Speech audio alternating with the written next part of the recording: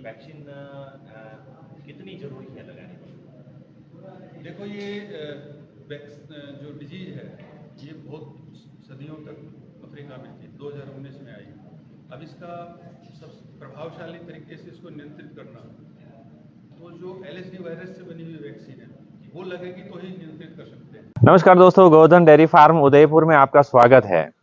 दोस्तों, आज का जो वीडियो है बहुत ही स्पेशल और टॉपिक पे वीडियो है और इसके माध्यम से मैं आपको एक बहुत ही अच्छी जानकारी देने वाला हूं जो 2022-23 में बहुत ही गंभीर बीमारी भारत में आई थी। वो है लंपी स्किन डिसीज LSD, जिससे अपने भारत के अंदर और सबसे ज़्यादा राजस्थान में गायों का नुकसान हुआ, जिसका आंकड़ा सरकार ने तो करोड़ों में जारी किया, लेकिन पशुपालन विभाग जो बता रहा है वो काफी चौंकाने वाला है, क्योंकि बहुत ही करोड़ों रुपए का नुकसान हुआ था। वो नुकसान किसका हुआ? सिर्फ पशुपालक का हुआ। और सरकार ने यहाँ पर कुछ पैसों की भरपाई की थी, लेकिन उससे पशुपालक की भरपाई नहीं हो पाई। बहुत सारे पशुपालक है जो वहां तक नहीं पहुंच पाए। लेकिन दोस्तों, आज इस वीडियो के माध्यम से मैं एक महत्वपूर्ण जानकारी जुटा के लाया हूं जो आपको साझा करूंगा। और मैं बताना चाहता हूं कि इसी वीडियो में आगे आप देख पाएंगे जो कि अपने पशुओं के लिए एक संजीवनी लेके आए हैं और एक संजीवनी का आविष्कार किया। निर्माता हैं वो, जिन्होंने अपने भारतवर्ष में पशुओं के लिए बहुत ही बढ़िया वैक्सीन बनाई है, लंपी स्किन डिसीज की वैक्सीन।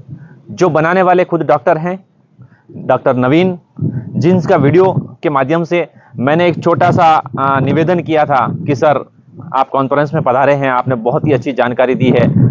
सारे पशुपालक तो कॉन्फ्रेंस में नहीं आ पाते और जानकारी पशुपालक तक नहीं जा पाती है, और मेरा चैनल छोटा है और बहुत ही पशुपालक मेरे इस विषय चैनल से जुड़े हुए हैं, सब्सक्राइबर हैं, और सब्सक्राइबर नहीं भी हैं तो भी अच्छी रीच है और लोगों तक ये जानकारी जाए और लोग जागृत हो, ऐसी मैंने निवेदन किया था उनको। तो उन्होंने बोला ठीक है, कोई बात नहीं, मैं एक जानकारी दे देता हूं आपको। तो निवेदन करने पर उन सर ने एक छोटी सी जानकारी दी। रास्ते में चलते चलते सर से एक छोटा सा इंटरव्यू लिया था, जो आप मेरे चैनल के माध्यम से देख पा रहे हैं। तो देखते रहिए इस इंटरव्यू को और आगे मैं और महत्वपूर्ण जानकारी दूंगा। नमस्कार दोस्तों, गोवर्धन डेयरी फार्म में आपका स्वागत है। और आज मैं एक ऐसे सज्जन से मिलाना चाहता हूँ, आपको ऐसे परिचय करवाना चाहता हूँ जो पशुओं के लिए एक संजीवनी दिया है। संजीवनी के रूप में इन्होंने वैक्सीन बनाई थी लंपी की। और सर हमारे साथ हैं। सर नमस्कार, आपका स्वागत है। सर आपका नाम थोड़ा बताएंगे? डॉक्टर नवीन जी। मैं पहले वर्तमान में जो ICMR के अंतर्गत एक इंस्टीट्यूट है, नेशनल इंस्टीट्यूट ऑफ वायरोलॉजी, वहाँ पे डायरेक्टर निदेशक हूँ। अभी 3 महीने पहले ज्वाइन किया। इससे पहले मैं हिसार में जो है नेशनल सेंटोनिक पॉइंट्स वहाँ पे कार्यरत था।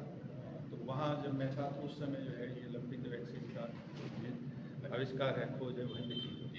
बहुत सारे पशुपालक हमारे ऐसे हैं जिनको इनके बारे में पता नहीं है कि वैक्सीन लंपी की बन चुकी है। ऐसे बहुत सारे दर्शक हैं हमारे, आपके माध्यम से हम बताना चाहेंगे उनको कि वैक्सीन कितनी ज़रूरी है लगाने की। देखो ये जो डिजीज है ये बहुत सदियों तक अफ्रीका में थी, 2019 में आई। अब इसका सबसे प्रभावशाली तरीके से इसको नियंत्रित करना तो जो LSD वायरस से बनी हुई वैक्सीन है वो लगेगी तो ही नियंत्रित कर सकते हैं। भारत सरकार ने 2021 में जो वैक्सीन नहीं थी LSD की, तो गोट पॉक्स इसके जैसा सा ही वायरस है, तो हालांकि टेस्ट उसके नहीं हुए, उस वैक्सीन को जारी कर दिया। तो उस समय तो वैक्सीन थी नहीं, लेकिन जब 2022 में हमने इस वैक्सीन को रिलीज़ कर दिया, माननीय कृषि मंत्री नरेंद्र तोमर जी और पशुपालन मंत्री रूपाला जी ने लॉन्च किया था, हमारे इंस्टीट्यूट निदेशक महोदय, मैं भी था। अब क्या है कि वो कागजी प्रक्रिया में फंसी हुई है सबसे। तो जब तक ये वैक्सीन नहीं लगेगी, होमोलोगस वैक्सीन LSD वायरस से कोई प्रभावशाली नहीं है। हमने 3-4 स्टडी में ये पाया है कि गोट पॉक्स की वैक्सीन प्रभावशाली नहीं है। हमने गोट पॉक्स वैक्सीन से लगे हुए जानवरों का ब्लड लिया और LSD लगे हुए जानवरों का ब्लड लिया, तो हमने देखा कि जो इम्यूनिटी है, पर्टिकुलरली जो सेल मेडिएटेड इम्यूनिटी है, जो प्रोटेक्शन का मेन आर्म है, वो गोट पॉक्स लगे हुए जानवरों में उत्पन्न नहीं होती है, केवल LSD से लगे हुए जानवरों में उत्पन्न होती है। दूसरा फिर एक स्टडी हुई थी बंगलोर में, जो बायोवेट है, वहाँ मैंने भी विटनेस किया था, जहाँ हमने 3 तरह के जानवर लिए, एक जिनमें वैक्सीन नहीं लगी 5 जानवर, एक जिसमें LSD की वैक्सीन लगाई, एक गोट पॉक्स। फिर उनको चैलेंज किया लेबोरेटरी के। तो हमने देखा कि चैलेंज का मतलब उसमें बीमारी करने वाला विषाणु घुसाया। तो उसमें कंट्रोल में तो जैसे जैसे वैक्सीन लेगी तो बीमारी पैदा होनी है, लेकिन गोट पॉक्स और LSD वैक्सीन वाले जानवरों में एक्सपेक्ट नहीं कर रहे थे। लेकिन LSD में जिनकी वैक्सीन लगी थी सारे के सारे प्रोटेक्टेड रहे, कोई बीमारी नहीं हुई। गोट पॉक्स में सारे के सारे जानवरों में बीमारी पैदा हो गई। उससे ये सिद्ध हो गया कि जो गोट पॉक्स है ये कोई प्रोटेक्शन नहीं देता। कुछ लोगों में ये मिथ्या जो है एक विचार चल रहा है कि भाई गोट पॉक्स की वैक्सीन लगी थी, अब बीमारी बंद हो गई। बीमारी बंद नहीं हुई है, क्योंकि एक बार जब नेचुरल इन्फेक्शन हो जाता है, 2022 में ज़्यादातर जानवर इन्फेक्ट हो गए, तो उनकी नेचुरल इम्यूनिटी 2-2.5 साल की रहती है। अच्छा, तो 2022 में आए थे, इस बार ब्रेक होने वाली है। तो इसका हॉट जो वायरस का जो फेवरेट टाइम है ट्रांसमिशन का, हॉट और ह्यूमिड क्लाइमेट है। तो अब जब बारिश आ जाएगी तो अगस्त सितंबर में इसके बहुत सारे केस देखने को मिलेंगे। अगर होमोलोगस वैक्सीन नहीं लगी, LSD वायरस से बनी हुई, तो बहुत सारे केस देखने को मिलेंगे, क्योंकि उनकी इम्यूनिटी लगभग 2 साल हुए ब्रेक हो चुके हैं, और कुछ नए जानवर भी आ गए हैं जिनमें वैक्सीन नहीं लगी, वो एक्सपोजर नहीं। तो वैक्सीन लगाना बहुत ज़रूरी है। अभी काफ़ी सारी कागजी प्रक्रियाएं पूरी हो गई हैं। इस कॉन्फ्रेंस में हम उसको लॉन्च करने वाले हैं, ये बायोवेट लॉन्च करने वाला था। समहाउ कुछ कागजी प्रक्रिया कम रह गई है। होपफुली आने वाले 3-4 दिन में कुछ हो जाए, सब कुछ ठीक रहा। तो वैक्सीन अभी लगाना बहुत जरूरी, लगाने का सही समय यही है कि लगाने का सही समय ये बहुत उपयुक्त समय है।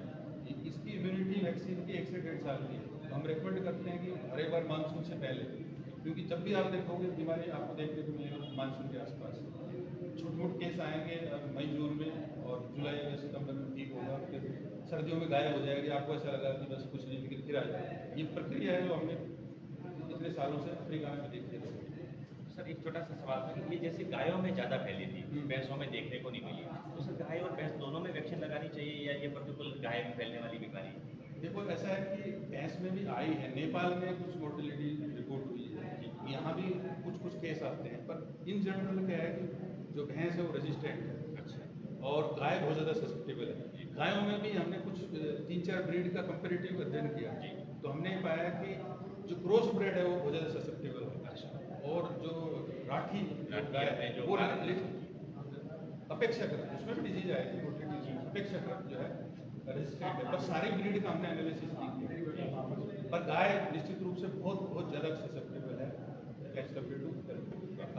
अगर आपको वैक्सीन उपलब्ध है तो भैंस में भी लगानी चाहिए। बेनिफिट और नुकसान कुछ नहीं। वैक्सीन का न तो कोई दूध में प्रभाव है, न इसका कोई और प्रेग्नेंट एनिमल में दे सकते हो, किसी तरह कोई साइड इफेक्ट।